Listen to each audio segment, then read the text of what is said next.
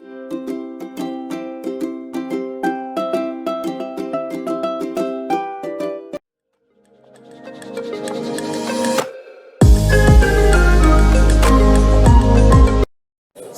Père, je te rends grâce de ce que tu as permis que nous ayons vu ce jour.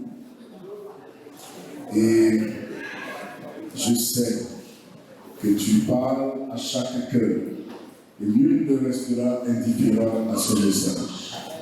Merci de bénir tous les auditeurs et auditrices de ce message. Au nom de Jésus, j'ai prié. Amen. Amen. Amen. Il y a une question qui avait été posée au Seigneur Jésus et mon message va porter sur cette question. Dans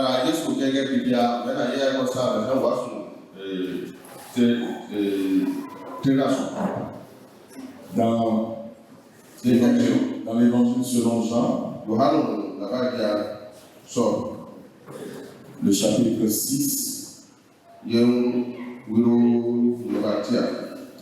la question qui a été posée au Seigneur était de savoir que ferons-nous pour faire les œuvres de Dieu? Que devons-nous faire pour faire les œuvres de Dieu? C'est après que Jésus leur eut parlé du travail. Disons Jean 6, versets 27 à 30. Travailler non pour la nourriture qui périt, pour celle qui subsiste pour la vie éternelle. Et que le Fils de l'homme vous donnera. Car c'est lui que le Père, que Dieu a marqué de son sceau.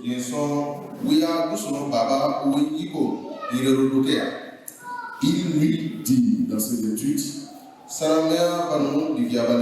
que devons-nous faire pour faire les œuvres de Dieu?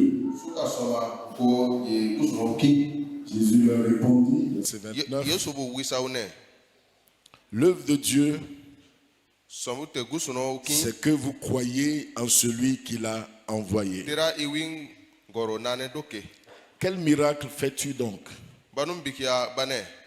Lui dirent-ils, afin que nous le voyions et que nous croyons en toi. Que fais-tu? Amen. Amen. Si on vous posait la question de savoir qu'est-ce qu'il faut faire pour faire les œuvres de Dieu, qu'allez-vous répondre?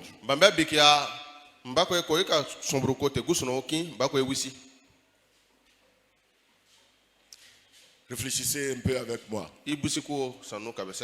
Vous êtes serviteur de Dieu. Vous êtes ouvrier chrétien.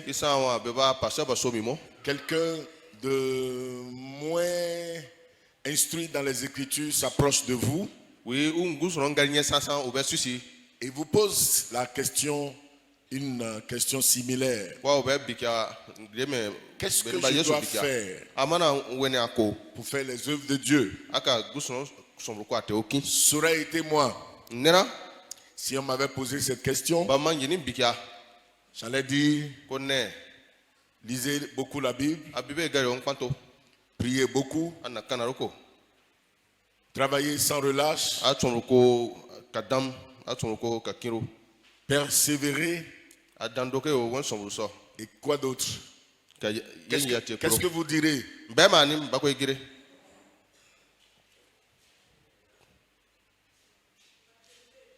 Évangéliser, abandonnez tout et suivez Dieu. Amen. Mais à cette question, la réponse du Seigneur Jésus devrait les étonner. Quand le Seigneur leur a dit travailler non pour la nourriture qui périt, mais pour celle qui subsiste juste dans la vie éternelle,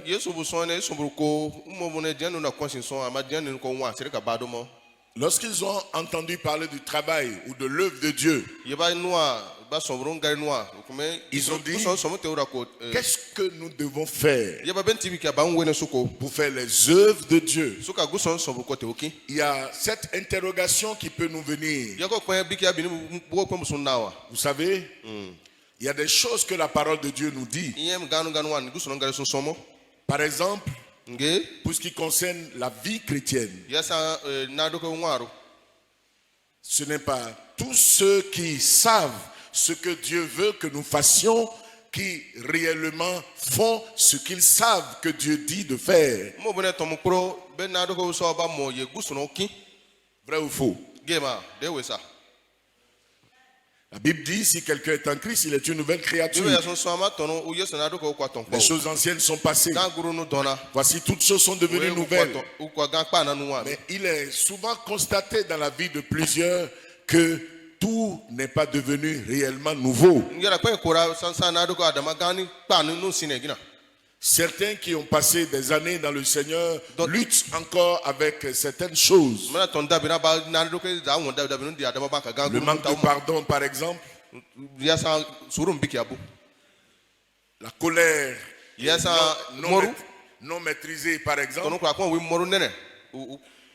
Des actes d'hypocrisie, par exemple. Même des péchés qu'on ne pourrait pas soupçonner peuvent se retrouver chez des gens qui ont un niveau élevé dans le service chrétien ou dans la foi. Face à cela, plusieurs vont se demander, mais qu'est-ce qu'il faut faire pour que véritablement la parole de Dieu puisse s'accomplir? Lorsque la parole de Dieu, nous lisons dans la parole de Dieu, allez faire de toutes les nations des disciples, prêcher la bonne nouvelle à toute la création. Plusieurs se demandent, quoi qu'ils aient la volonté et qu'ils s'adonnent à ce travail, il y a bien de gens qui travaillent sans voir le fruit accompagner leur travail.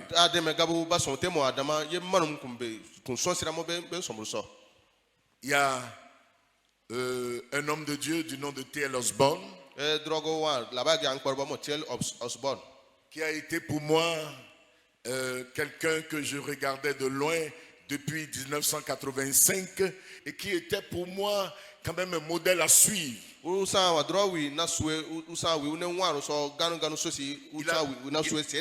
Il a donné un témoignage de lui-même. Son épouse et lui avaient été envoyés des États-Unis en Inde pour être missionnaires. Ils ont travaillé un certain nombre d'années. Et ils ont travaillé auprès des bouddhistes et des musulmans de l'Inde. Des hindous et des musulmans de l'Inde. Au bout d'un certain temps, il n'a pas gagné beaucoup d'âmes. Il dit, quand il disait aux musulmans, la Bible dit, les musulmans lui répondaient, le Coran aussi a dit. S'il parlait aux hindous, et il dit, la Bible dit, eux ils répondaient, notre livre noir a dit. Leur livre saint, c'est le livre noir. Ils disent, le livre noir a dit. Et il dit, c'est comme un dialogue de sourds. Il a fait des actes de charité, montrant son amour, se faisant ami de ces hindous et de ces musulmans en vue de pouvoir les gagner à Christ. Mais il n'a gagné que peu d'entre eux. Il était découragé à un certain temps. Et il a demandé à sa mission qu'il allait retourner aux États-Unis. Et ils étaient retournés. Et dans sa tête, lui taraudait l'esprit ce qu'il devrait faire pour réellement porter du fruit. Chers serviteurs de Dieu, servants du Seigneur, ouvriers chrétiens, en vos rangs et grades, il y a beaucoup de choses que nous sommes appelés à faire. Et face à ces choses, nous pouvons nous rendre compte de ce que les résultats que nous attendons et que le Seigneur attend aussi ne sont pas au rendez-vous. Pour ce qui concerne notre vie chrétienne, pour ce qui concerne l'œuvre dans la vie du Seigneur, que devons-nous faire pour faire les œuvres de Dieu? Pour ce qui concerne un certain nombre de défis qui pourraient nous faire face, que devons-nous faire pour faire les œuvres de Dieu? C'est la question que les gens ont eu à poser au Seigneur Jésus. Le Seigneur a répondu, l'œuvre de Dieu est que vous croyez en celui que le Père a envoyé. Gloire à Dieu. Cette réponse n'avait pas donné satisfaction à ceux qui lui avaient posé la question. Et ils ont dit, si l'œuvre de Dieu c'est croire en toi, que fais-tu donc? Dirent-ils, afin que nous voyions et que nous croyions en toi. Sans voir quelque œuvre, nous croyons déjà en Jésus. Mais l'œuvre de Dieu, pour les faire, il faut croire au Seigneur. Les œuvres du Seigneur, je les ai citées pêle-mêle tout à l'heure. Vous savez, dans ce qui concerne le comportement chrétien, il y a les œuvres du diable qu'un chrétien, ou les œuvres de la chair qu'un chrétien peut porter, les œuvres du diable ou de la chair qu'un chrétien peut porter. Et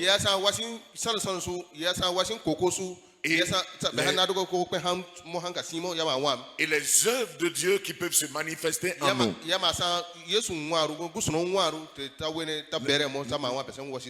N'est-ce pas?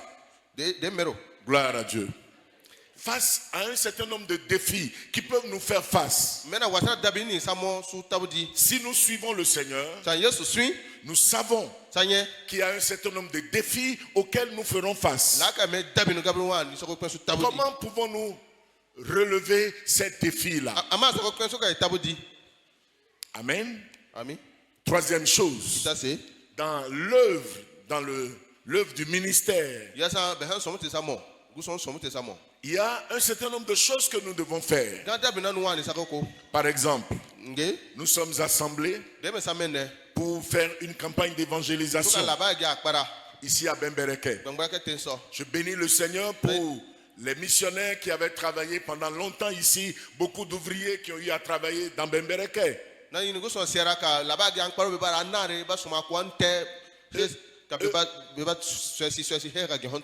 ils ont fait leur part. C'est à nous aujourd'hui de faire face à l'œuvre et de l'accomplir de manière à donner gloire à Dieu et satisfaction au Seigneur. Que devons-nous faire pour réussir cette œuvre? Nous sommes rassemblés pour que les gens reçoivent Jésus-Christ. Comment ferons-nous pour que des milliers de gens qui n'ont pas reçu encore Jésus-Christ, qu'ils soient musulmans, qu'ils soient animistes, qu'ils soient peut-être des gens qui parlent parlent de Christ de leurs lèvres, mais qui ne sont pas nés de nouveau selon la doctrine évangélique que nous avons.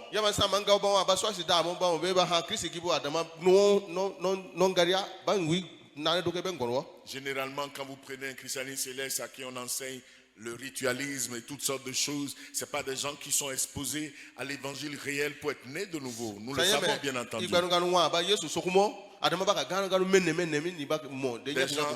Des gens à qui on enseigne au sujet du mari tout le temps, en réalité, n'ont pas la doctrine saine de la foi en Jésus-Christ pour naître de nouveau comme il convient, n'est-ce pas? Que devons-nous faire pour que par milliers, ils puissent suivre Jésus-Christ et qu'ils soient disciples de Jésus dans nos différentes églises? Que devons-nous faire? Mes bien-aimés, et le Seigneur dit l'œuvre de Dieu et que vous croyez en celui qui l'a envoyé. Je voudrais nous parler donc de notre foi en Jésus. Notre foi en Jésus qui nous amènerait à faire beaucoup de choses. Et je commence par la vie chrétienne normale. Mes frères et sœurs, si quelqu'un est en Christ, il est une nouvelle créature. Les choses anciennes sont passées.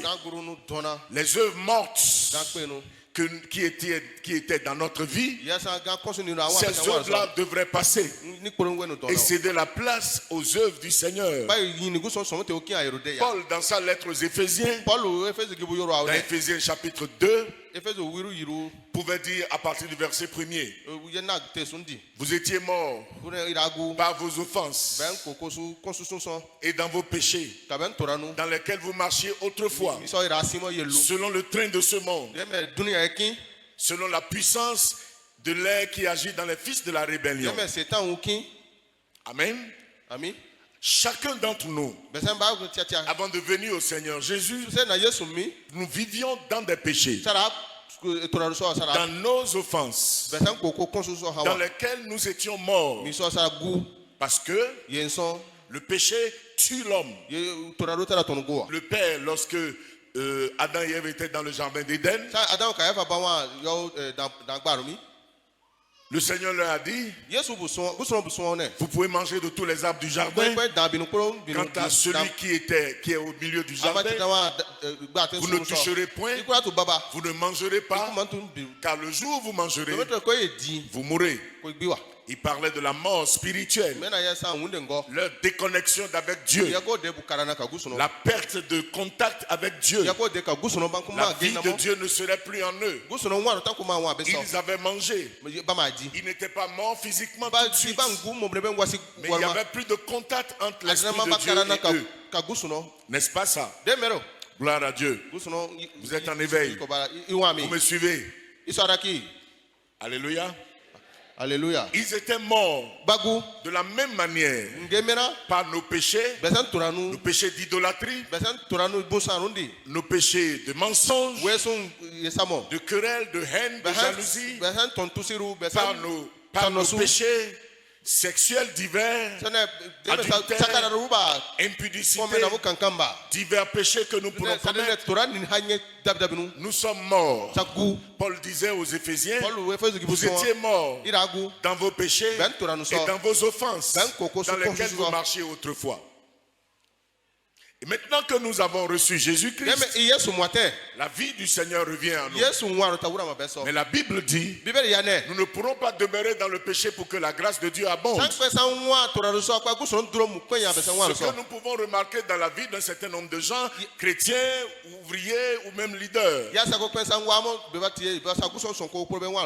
quoique qu'étant venus à Christ, quoique ayant une fois pris la résolution de tourner le dos à leur vie pécheresse, ils se retrouvent dans les mêmes choses qu'ils faisaient auparavant. On peut retrouver chez eux le mensonge, le vol, les querelles, les jalousies, l'animosité, les disputes. On peut retrouver chez eux l'adultère, l'impudicité, chose que la parole de Dieu appelle les œuvres de la chair.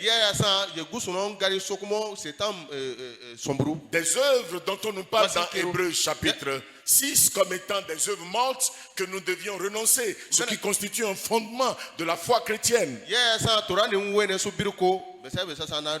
Lorsqu'on retrouve les gens dans ça, quel est réellement leur problème? Plusieurs reçoivent la parole de Dieu, ce que Jésus-Christ nous a enseigné. Plusieurs reçoivent ces choses comme dans l'Ancien Testament, les gens ont reçu les commandements de Dieu. Comme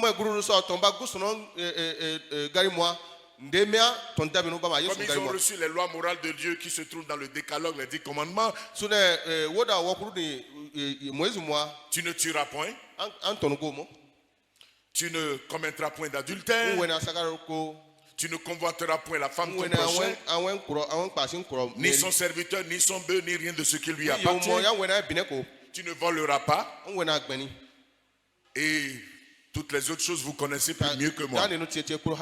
Ces choses-là, plusieurs reçoivent les recommandations du Seigneur comme étant des commandements et des lois. Je ne dois pas commettre l'adultère. Et ils ont pourtant un grand problème de convoitise dans leur cœur. Je ne dois pas désirer ce qui appartient à l'autre. Dans le contexte de pasteur, je peux dire, je ne commanderai pas le fidèle de l'autre.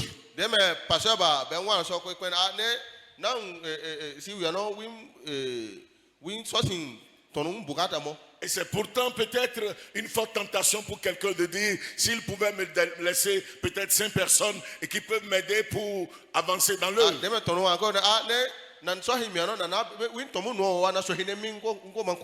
Beaucoup de gens en réalité, ils croient en eux-mêmes, leur capacité, leur résolution à mettre en pratique la parole du Seigneur. Et ce qui est bien en réalité n'habitant quand même pas en l'homme, comme Paul le disait aux Romains dans Romains chapitre 7. Dans Romains chapitre 7, Paul dit ceci. Verset 14, nous savons que la loi est spirituelle. Il dit, mais moi je suis charnel, vendu au péché. Je ne sais pas ce que je fais. Et je ne fais point ce que je veux. Et je fais ce que je hais. Or, si je fais ce que je ne veux pas, je reconnais par là que la loi est bonne. Et maintenant, ce n'est pas plus moi qui fais, mais c'est le péché qui habite en moi. Verset 18. Ce qui est bon, je le sais. Mais n'habite pas en moi. Ce qui est bon, je le sais, mais il n'habite pas en moi. Le bon, le bien n'habite pas en moi. C'est-à-dire dans ma chair. J'ai la volonté, mais non le pouvoir de faire le bien. Aussi longtemps que nous croyons en Jésus-Christ, nous n'allons pas mettre toute notre foi en Jésus pour faire les choses que le Seigneur attend que nous fassions. Nous ne pourrons pas réussir. C'est ce que Paul disait par ce verset. Il dit, Christ en moi, c'est l'espérance de la gloire. Mais bien aimé, le bien n'habite pas en toi. La parole de Dieu qui t'a été donnée, cette parole-là ne pourra qu'être mise en accomplissement lorsque tu mets ta foi en Christ qui vit en toi pour que cela s'exécute. Nous devons donc mettre notre foi en Jésus pour pouvoir mener la vie qui est celle de Christ. Si notre foi est en nous pour obéir à la parole de Dieu, quoi que nous ayons de la bonne foi et de la bonne résolution, nous ne pourrons pas réussir. Que devons-nous faire pour faire les œuvres de Dieu? Que dois-tu faire pour que tu puisses accomplir la parole de Dieu en toi? Que ta foi soit en Jésus. Que tu puisses lui dire, Seigneur, ma foi est en toi. Toute ma foi est en toi.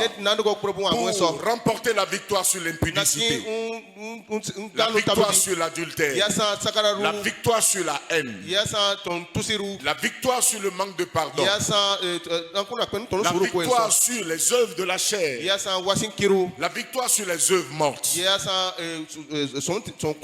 Mais au-delà de ces choses-là, de la vie chrétienne, dans la marche quotidienne et dans son comportement, il y a beaucoup de défis que nous rencontrons. Gloire à Dieu.